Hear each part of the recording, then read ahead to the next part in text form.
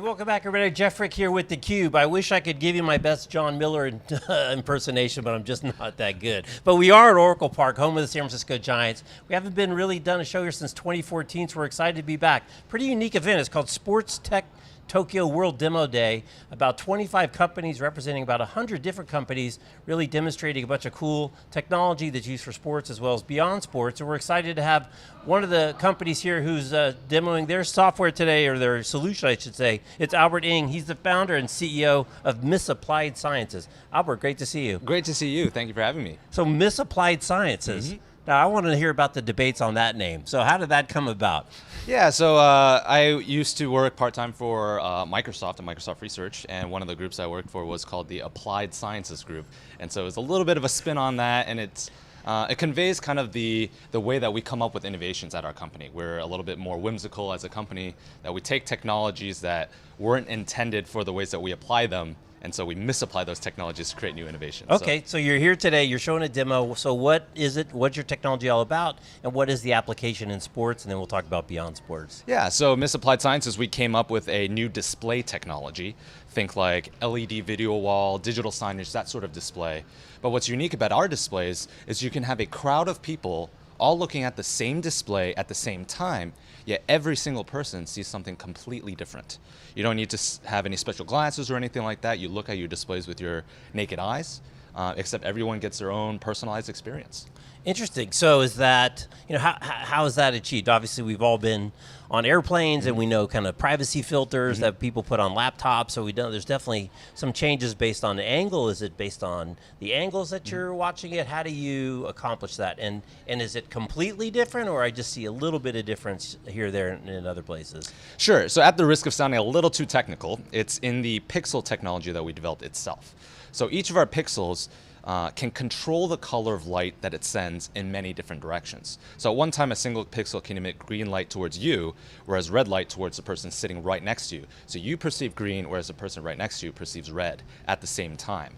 We can do that at a massive scale. So our pixels can control the color of light that they send between tens of thousands up to 1 million different angles. So using our software, our processors on our back end, we can control what each of our pixels looks like from up to 1 million different angles. So how does it have an edge between 1 million points of a compass? That's got to be, obviously it's your secret sauce, but what is the, what's going on in layman's terms? Yeah, so it's a very sophisticated technology. It's a full stack technology, as we call it. So it's everything from new optics to new high performance computing. We had to develop our own custom processor to drive this. Computer vision, software user interfaces, everything. And so this is an innovation we came up with after 4.5 years in stealth mode. So we started the company in late 2014, and we were all the way completely in stealth mode until middle of last year. So about 4 years just hardcore doing the development work, because the technology is very sophisticated. And I know when I say this, it does sound a little impossible, a little bit like science fiction. So we knew that. So now we have our first product coming on the market, our first public installation later next year, and it's going to be really exciting. Right.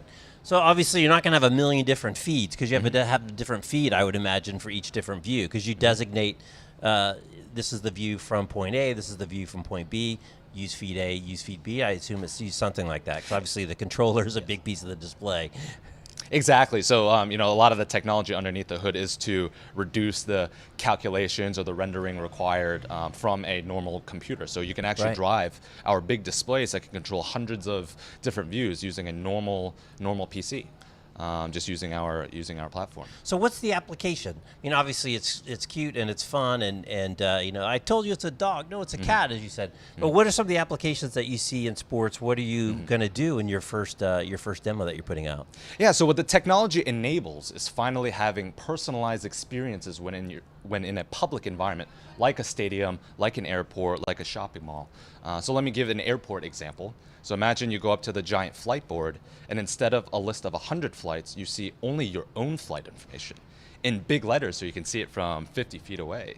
You can have arrows that light your path towards your particular gate.